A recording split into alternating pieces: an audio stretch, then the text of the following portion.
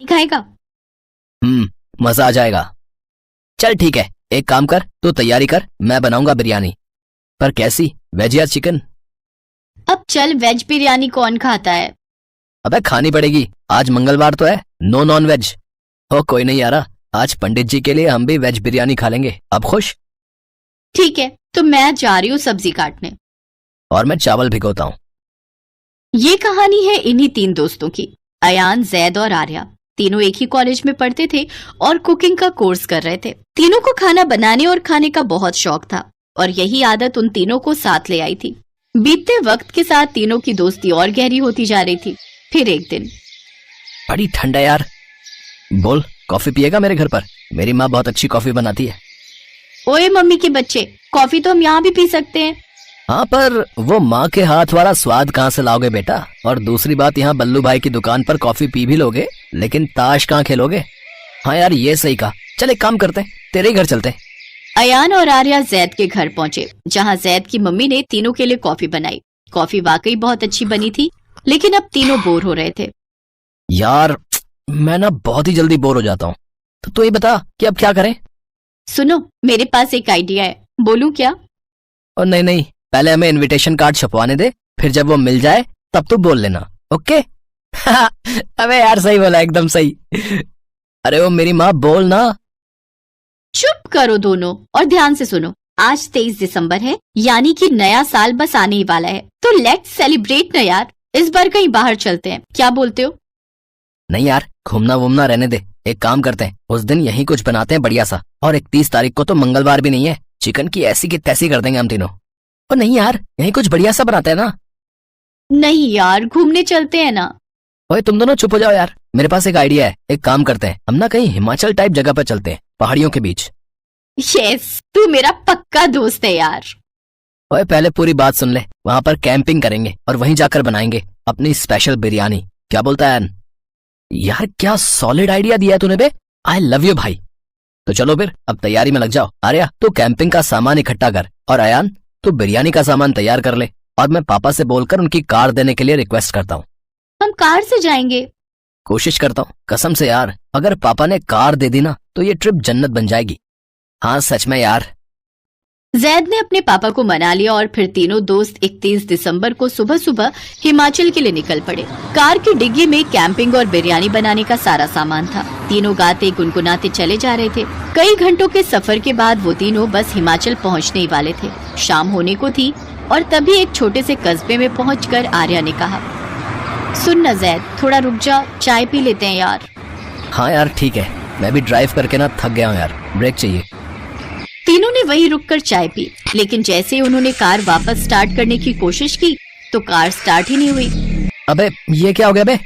Oh shit यार, भाई लगता है पेट्रोल खत्म हो गया है। हैं? पर तूने तो टैंक फुल कराया था ना?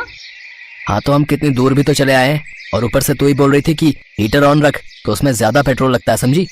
अबे वो तो ठीक है, पर अब जाएंगे कहाँ? एक गाँव है, यहाँ कहाँ से मिलेगा पेट्रोल? रुक कुछ करता हूँ। जैद ने उसी चाय वाले से बात की तो चाय वाले ने बताया कि उस गांव से पेट्रोल पंप पूरे 15 किलोमीटर दूर है और अब वो सुबह ही खुलेगा। उसने बताया कि गांव के सरकारी स्कूल का ताला खुला रहता है, तो वो तीनों वहां जाकर रात गुजार सकते हैं। चाय वाले को शुक्रिया बोलकर वो तीनों सरकारी स्कूल पहुंचे, जहां कुछ बच्चे खेल रहे थे। अरे बच्चों यार, एक हेल्प कर दो यार, हमारी गाड़ी वहाँ खड़ी हो गई है, यहाँ थोड़ी सी चढ़ाई है, तो प्लीज जरा धक्का लगवा दो यार, ताकि हम कार को स्कूल के अंदर खड़ी कर दें प्लीज। अरे भैया क्यों फिक्र करते हो, हम आपकी मदद जरूर करेंगे। ओए बच्चा पार्टी आ जाओ। स्कूल के सारे बच्चों ने ताकत लगाई और जैद की कार को अपने स्कूल में ले आए। उधर जैद ने स्कूल के हेडमास्टर से मदद मांगी तो उन्होंने भी उन्हें स्कूल में रात गुजारने की इजाजत दे दी। और फिर अबे यार, पूरे प्लान का दही हो गया भाई। हाँ, पर हम हिमाचल तो आ ही गए ना। जरा देखो तो इन गरीब बच्चों को यार, इनके पास तो गर्म कपड़े तक नहीं है, फिर भी भाई ये कितने खुश हैं यार अपने दोस्तों के साथ। भाई सही बोला यार, और मुझे इसी बात से एक जबरदस्त आइडिया आया है। तो इनविटेशन कार्ड छपवाएं क्या? जल्दी बोलना। एक काम करते हैं, हम अपना न्यू ईयर इन्हीं बच्चों के साथ मनाते हैं। क्या सॉलिड आइडिया यार। चल फिर एक काम कर, उस दुकान से थोड़े और चावल और मसाले खरीद ला, ठीक है भाई? और आर्या तू चूल्हा तैयार कर और इन बच्चों की मदद से लकड़ियां इकट्ठा कर, तब तक मैं गाड़ी से सामान बाहर निकालता हूँ। ठीक है बॉस। तीनों दोस्त अपने अपने काम में लग गए। काफी देर तक बिरयानी बनती रही। फिर रात के 12 बज गए। सभी ने एक दूसरे को नए साल की बधाई दी और फिर तीनों दोस्तों ने सारे बच्चों को बिरयानी परोसी। धीमी आंच पर पकी वो बिरयानी वाकई बहुत ही स्वादिष्ट थी। उन गरीब बच्चों ने अपनी जिंदगी में कभी ऐसा कुछ नहीं खाया था।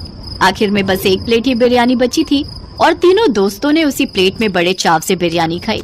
अगले दिन उन्हीं बच्चों की साइकिल से जाकर जैद और अयान पेट्रोल ले आए और फिर जब वो वापस अपने घर के लिए रवाना होने लगे तो सारे बच्चों ने गले लगकर उन्हें विदा किया। बच्चों की आंखों में आंसू थे और उन तीनों दोस्तों के दिल में सुकून। फिर ठीक 1 साल बाद। ओए, नया साल आ रहा है, इस बार क्या करें? कुछ सोचा है? इसमें सोचना क्या है, चलते हैं अपने नन्हे दोस्तों के पास। हाँ, पर इस बार चावल ज्यादा रख लियो भाई। लास्ट टाइम बस चुगने को मिली थी बिरयानी, और क्या पता इस बार पूरे गांव को ही खिलानी पड़ जाए अपनी बिरयानी। अयान की बात पर तीनों ठहाके मारकर हंसने लगे और फिर वो तैयार हो गए एक बार फिर उन गरीब स्कूल स्टूडेंट्स के नए साल को खास बनाने के लिए। पूजा, निशा, रानी, ज्योति और राधा आज 5 बहनें इस दुनिया में अनाथ हो चुकी थी। उनकी माँ अब इस दुनिया में नहीं थी। उनके पिता ने किसी और के साथ घर बसा लिया। पूजा दीदी, पहले बापू ये घर छोड़कर चले गए और आज माँ हमें छोड़कर इस दुनिया से ही चली गई। पूजा दीदी, अब तो हम इस दुनिया में बिल्कुल अकेले हो गए। हम किसके साथ रहेंगे? मामा जी हमें अपने साथ शहर ले जा रहे हैं। हम अब मामा जी के साथ ही रहेंगे। हाँ बच्चों, तुम सब अपना सामान बांध लो, हम आज ही शहर चले जाएंगे। 5 बहनें अपने मामा प्रकाश के साथ दिल्ली आ जाती हैं, पर उन्हें देखकर उनकी मामी सुधा भड़क जाती है।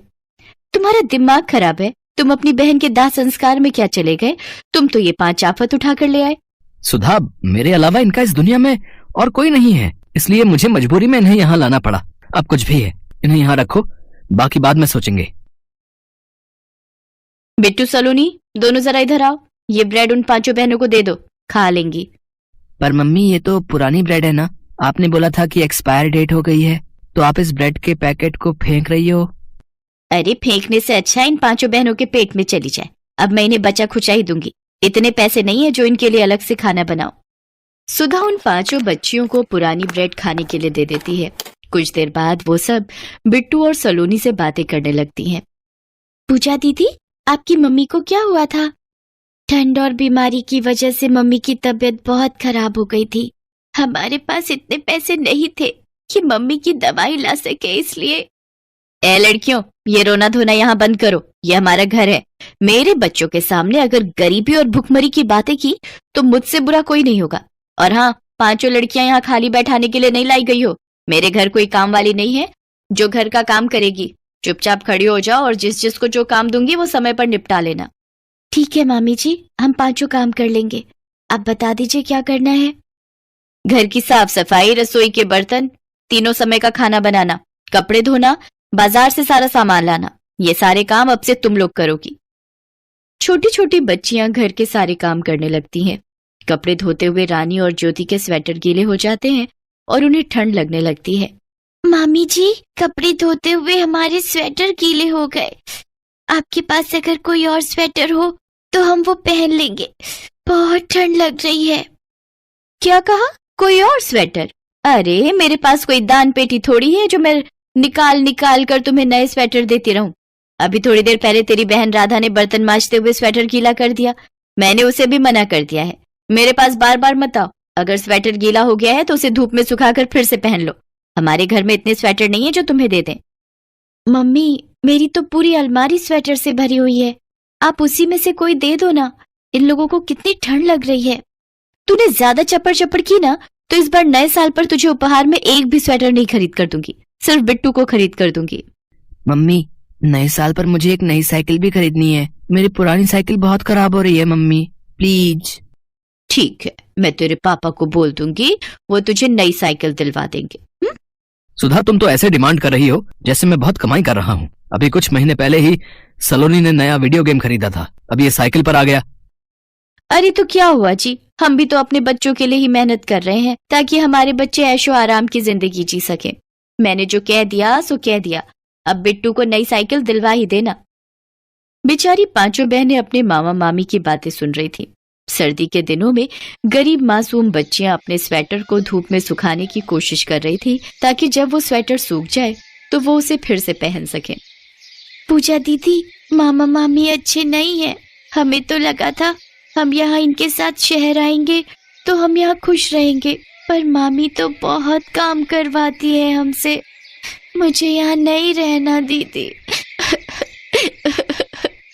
पांचों बहनें फूट फूट कर रो पड़ती हैं। अगले दिन बिट्टू के लिए नई साइकिल आई थी और वो अपनी नई साइकिल पाकर बहुत खुश था। बिट्टू अपनी नई साइकिल चला रहा था, तभी सामने से पूजा और निशा बाजार से कुछ सामान लेकर आ रही थी। बिट्टू साइकिल चलाते हुए निशा से टकरा जाता है और साइकिल से गिर जाता है। मम्मी, पापा, अरे मेरे बच्चे, तू गिर कैसे गया? तेरे तो घुटने में से खून आ रहा है। मम्मी वो साइकिल चलाते हुए ध्यान नहीं रहा, निशा सामने से आ रही थी तो टकरा गया। अरे तू नहीं जानता, ये पांचों बहनें बहुत चालाक हैं। ये निशा जानबूझकर तेरे सामने आई ताकि तू गिर जाए। इन्होंने कभी इतनी बढ़िया साइकिल चलाई नहीं ना, तो तेरे से चिढ़ रही हैं। क्या इसे दिखा नहीं कि तू सामने से साइकिल पर आ रहा है? साइड हट जाती। नहीं मामी, ऐसा कुछ नहीं है। वो तो बिट्टू तेजी से साइकिल लेकर आया, मैं तो हट ही रही थी। मुझे कुछ नहीं सुनना। सुनो जी, मैं नहीं चाहती कि हमारा नया साल खराब हो। आप इन पांचों बहनों को अभी के अभी अनाथ आश्रम में छोड़कर आओ। मैं इन्हें अपने घर में नहीं रखूंगी। अगर ऐसा नहीं कर सकते तो मैं अपने दोनों बच्चों को लेकर मायके चली जाऊंगी। फिर रहना तुम अपनी स्वर्गवासी बहन की इन पांचों बेटियों के साथ। अरे गुस्सा मत हो, ठीक है ठीक है। मैं आज ही किसी से अनाथ आश्रम के बारे में बात करता हूँ। आज रात नए साल की पार्टी में भी जाना है। कल सुबह देखते हैं कि क्या करना है। ठीक है, पर कल सुबह ये पांचों मुझे यहाँ नजर ना जाएं। रात के समय सुधा और प्रकाश अपने दोनों बच्चों बिट्टू और सलोनी को लेकर नए साल की पार्टी के लिए चले जाते हैं। पांचों बहनें घर में बंद थी। गीला स्वेटर पहने रहने के कारण रानी को बहुत तेज बुखार था। उसका बदन तप रहा था और वो दर्द से कराह रही थी। पूजा दीदी, बहुत ठंड लग रही है। मेरे सिर में बहुत दर्द हो रहा है। मैं किसी को मदद के लिए बुलाती हूँ। पूजा घर की बनी खिड़की से आवाज देने लगती है कि शायद कोई उसकी आवाज सुन ले, पर नए साल के पटाखों और ढोल बाजों के शोर में कोई भी उसकी आवाज नहीं सुन पा रहा था। 12 बज चुके थे। लोग नए साल का स्वागत कर रहे थे। जरा सुनो दीदी, जरा इधर देखना। भैया, ओ भैया, आंटी जी इधर देखना। सड़क से गुजरते लोगों ने पूजा की तरफ देखा, परंतु अनदेखा करके आगे बढ़ गए। पर कोई तो था जिसकी नजर पूजा पर पड़ गई थी, और वो थी सुंदरी नाम की किन्नर। हाय हाय, छोटी बच्ची क्यों रो रही है? अरे आज तो नया साल है, तू खिड़की से किसे बुला रही है? बता मुझे, तेरे माँ बाप कोई नहीं है क्या घर में? सुंदरी खिड़की से झांकती है। घर में पूजा के साथ और भी 4 बहनें हैं। आंटी, मेरी बहन को बहुत तेज बुखार है। हे भगवान, यहाँ तो कोई गड़बड़ दिखाई देती है। मुझे पुलिस को फोन करना चाहिए। घबराओ नहीं बेटी, मैं अभी तुम्हारी बहन को दवाई दूंगी, बस कुछ देर रुक जाओ। सुंदरी पुलिस को फोन करती है और कुछ ही देर में पुलिस की एक जीप प्रकाश के घर के बाहर आकर खड़ी हो जाती है। प्रकाश के घर का ताला तोड़ दिया जाता है। 5 बच्चियों का रो रो कर बुरा हाल था। बच्चियों का कितना बुरा हाल किया हुआ है बेदर्द मामा मामी ने इनके। इंस्पेक्टर साहब, कड़ी से कड़ी सजा होनी चाहिए ऐसे लोगों को तो, जो छोटी अनाथ बच्चियों पर ऐसे जुल्म करते हैं। ले बेटा, दवाई खा ले। मैंने तुम सबके लिए बाजार से खाना मंगवाया है। सुंदरी जी, अगर आप जैसी समाज सेविका हमारे देश में हो तो इस देश में अनाथ बच्चों पर कभी जुल्म न हो। मैं आपको बहुत सालों से जानता हूँ। आपने बहुत से अनाथ बच्चों को आश्रय दिया है। इंस्पेक्टर साहब, मैं जानती हूँ एक अनाथ होने का दुख क्या होता है, और आप तो मेरी कहानी जानते ही हैं।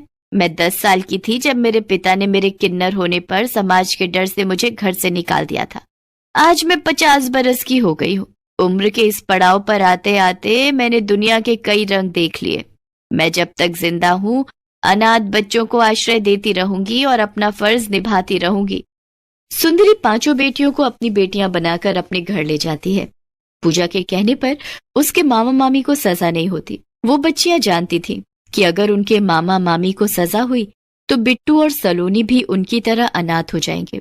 प्रकाश और सुधा की सब तरफ बहुत बदनामी होती है।